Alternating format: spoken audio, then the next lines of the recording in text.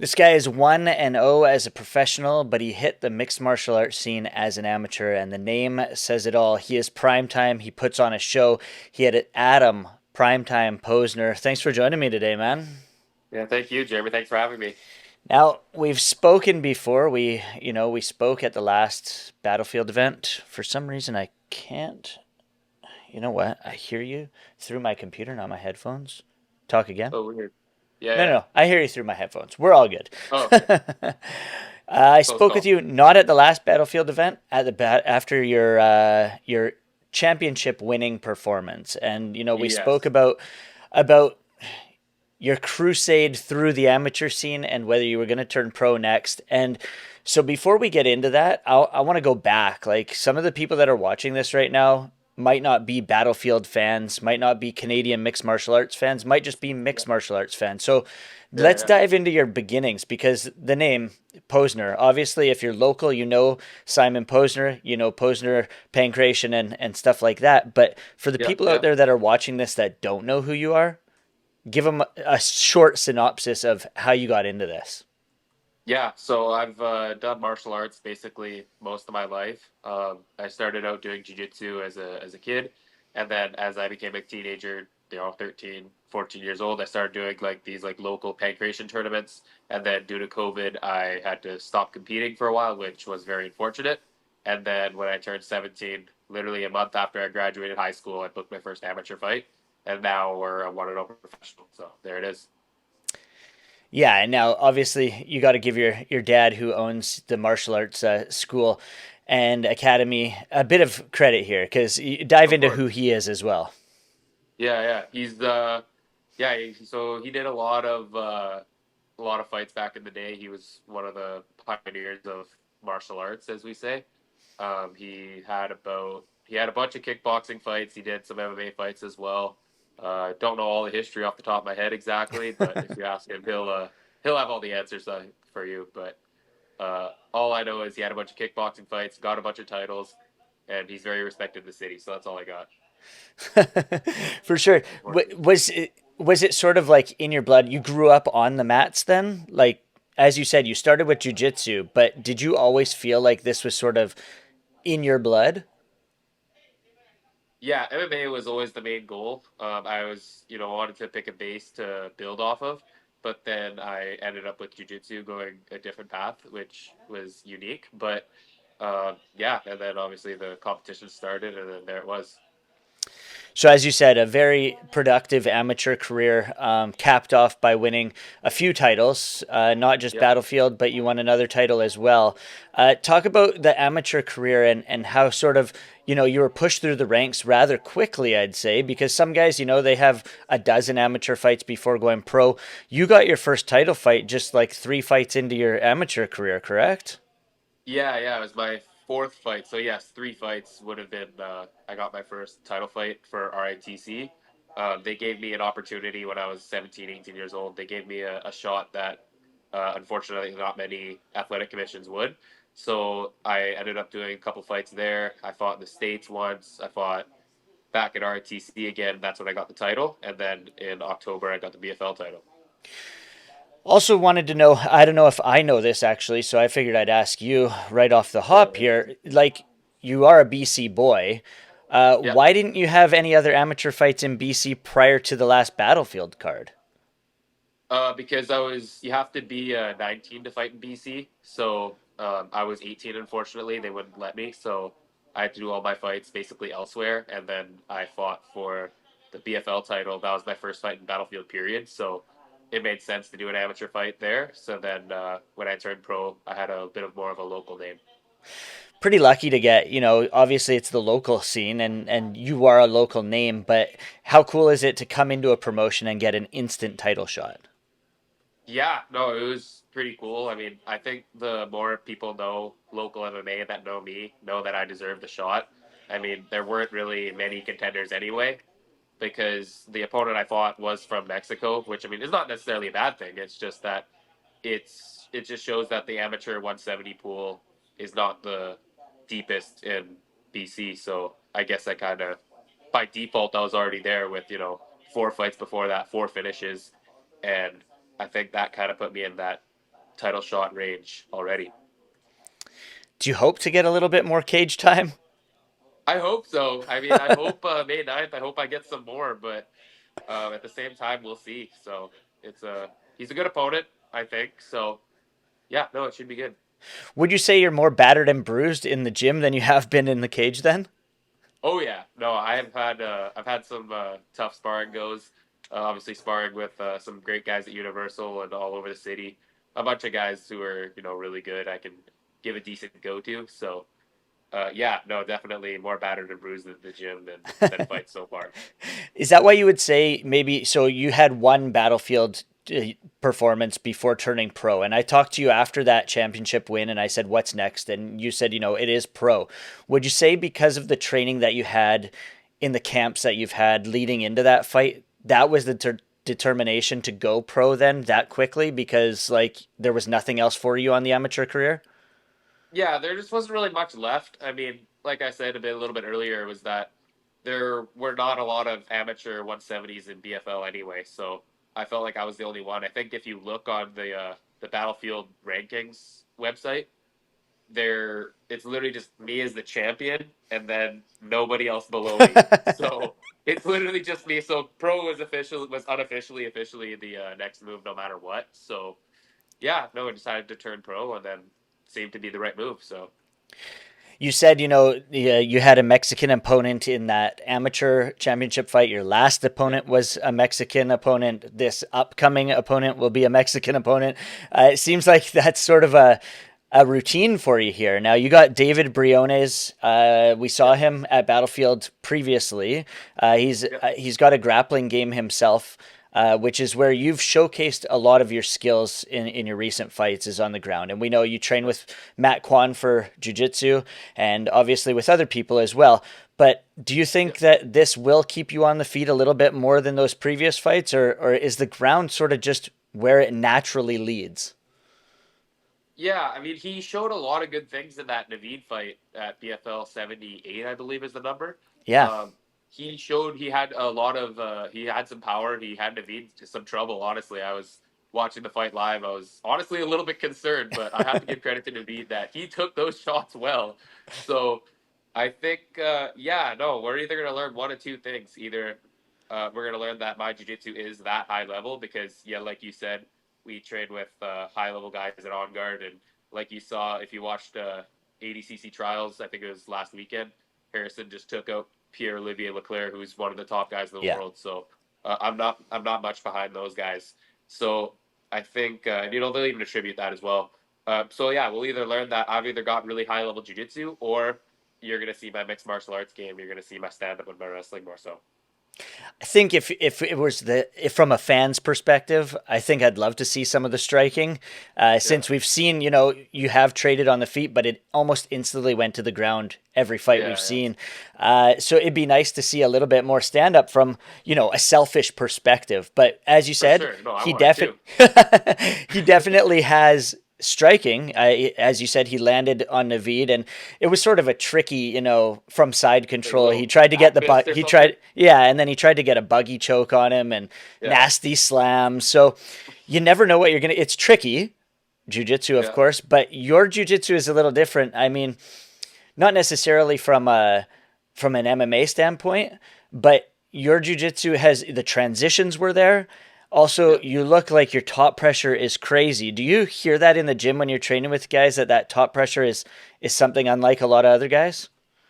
I think it's more so the ability to do the three things in MMA that I think are important grappling wise. Being able to hold a guy down, control him, be able to throw effective strikes, and ultimately get a submission as well. So I think I can do all three pretty well. And I think I've shown all three in all my fights. I've shown a little bit of ground and pound. I've shown the ability to control well.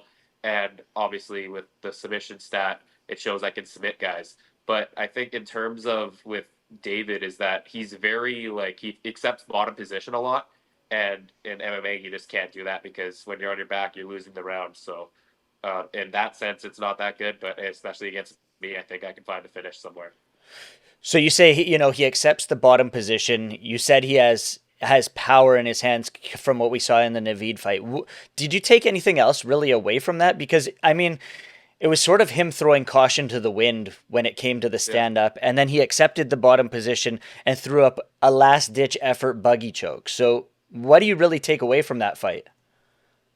Yeah, he did a lot of good things. I mean, that fight was very chaotic. I mean, Yeah. both guys stood in the phone booth and just traded with each other. Obviously, my striking is a little bit different than that. I'm not much of a stand and bang kind of guy. I move around until I either see the takedown or I see a finish. So whatever it takes to get the job done, I'm gonna get it done, and hopefully I can make it faster than David, which is like 3.5 in the first round. So if I get that, bonus points. But the main job is getting the win. You mentioned that you've been training with Universal. Obviously, you've been training with On Guard for your jiu-jitsu as well.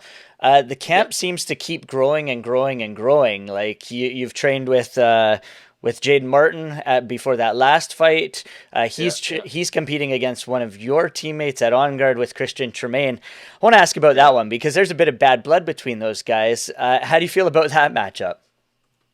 It's a good fight. I remember when they both told me that they're fighting each other, and then I'm like, I just stepped back. They started going at it back and forth. We started seeing some trash talk. I'm like, I'm out of this. They're the ones talking to each other. Um, we can all handle ourselves in this game. So yeah, it's gonna be a good fight for sure. I think we all know that, and it should be interesting. Jaden looked very good in his last fight against that power punching dude, and Christian. The last time you saw him, if you saw him at FLA, he fought a really good opponent and did very well. So it's definitely going to be an interesting matchup, and I think the winner could get a possible title eliminator at 185 pounds. Let's talk about that. Not necessarily about them, but about you. I know you're 1-0, like your pro career just started. But if you do Yeah, get a victory here, the depth of 170, as you said, for amateurs isn't huge, but also for pros isn't the most stacked division as well. So at 2-0, maybe even 3-0 after the next one, where do yeah, you see yourself stacking up in the division with a win here? yeah. With a win here, it definitely. I mean, I think almost everybody at 170, but Saeed and the guy that Rodrigo fought on the last card are fighting on this card. So I think that's pretty cool. I think we'll get a lot of answers from that. So in terms of like what's next after this fight, I mean, obviously I have to get the job done here, but I mean, whether 2-0, 3-0, and then maybe we fight one of those guys, and then maybe get a title shot in the new year. I think it's completely reasonable to say, like you said in the questions with the president video, I think it was that I could get the title within the year, and I think that's totally reasonable. I think before 21, I could easily have that title. Yeah, I completely, I did say that. So yeah, we'll check I mark that remember. I one. saw I saw that live.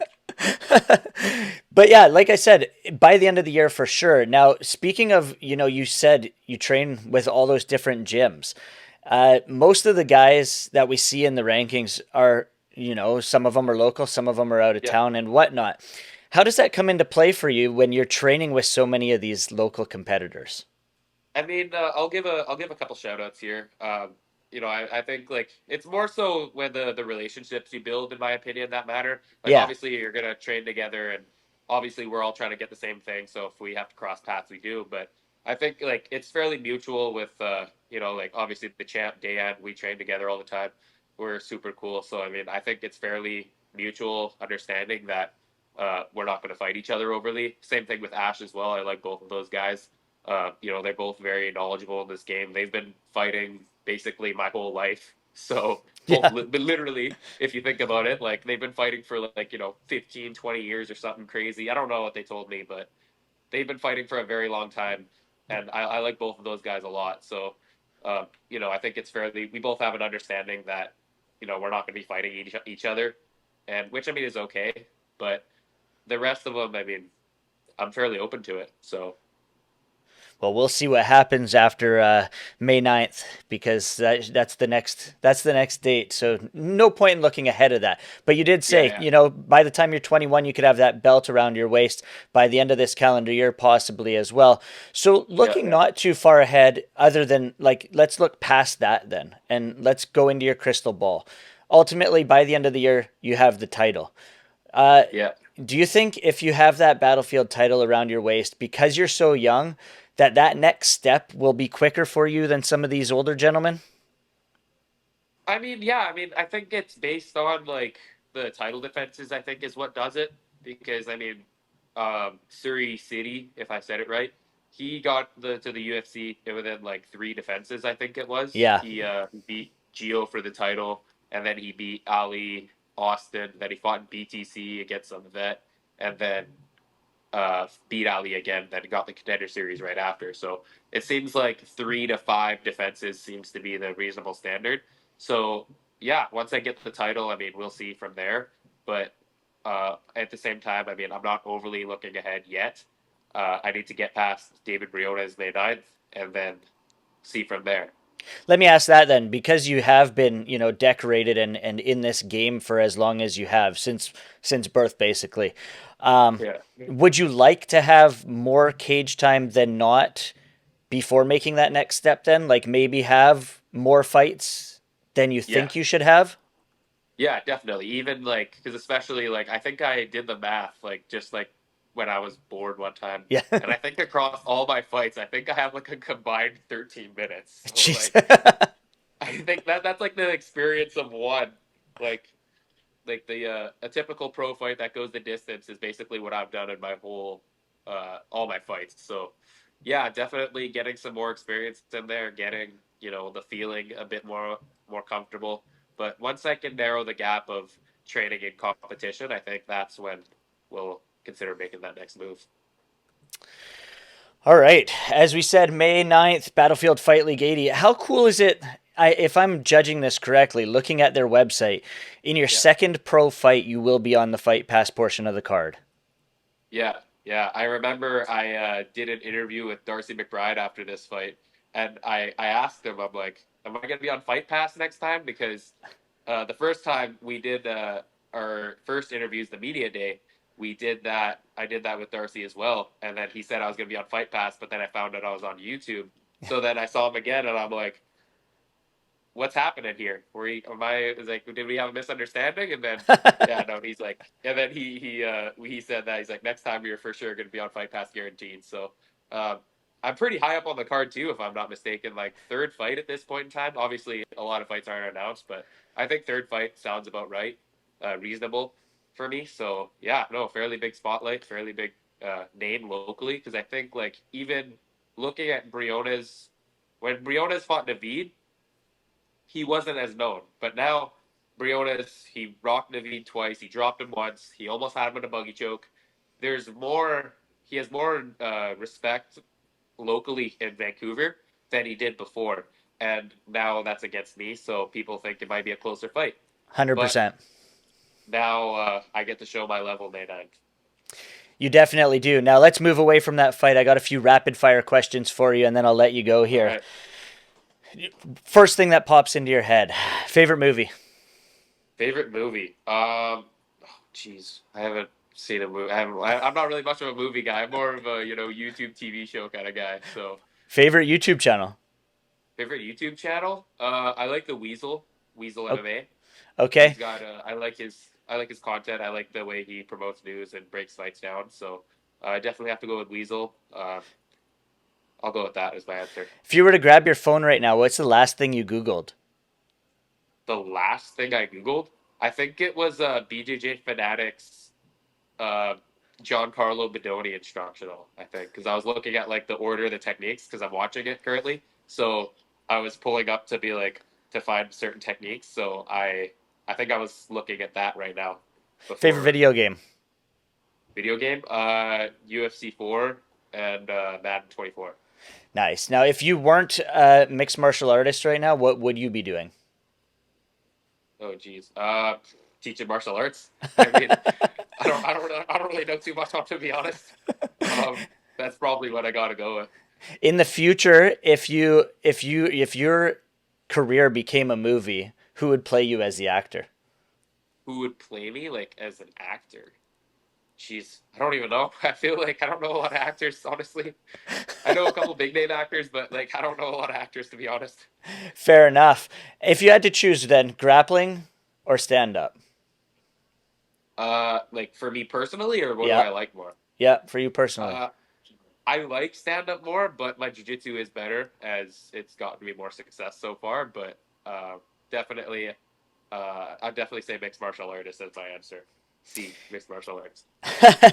He is Adam Posener. He takes on David Briones May 9th, Battlefield Fight League 80, UFC Fight Pass for the first time in his career. There you Check him go. out. If you got anything else to say, Adam, the floor is yours, man. Um, I honestly check me out on Instagram, primetime_era, and that's it. Just follow the journey to the top.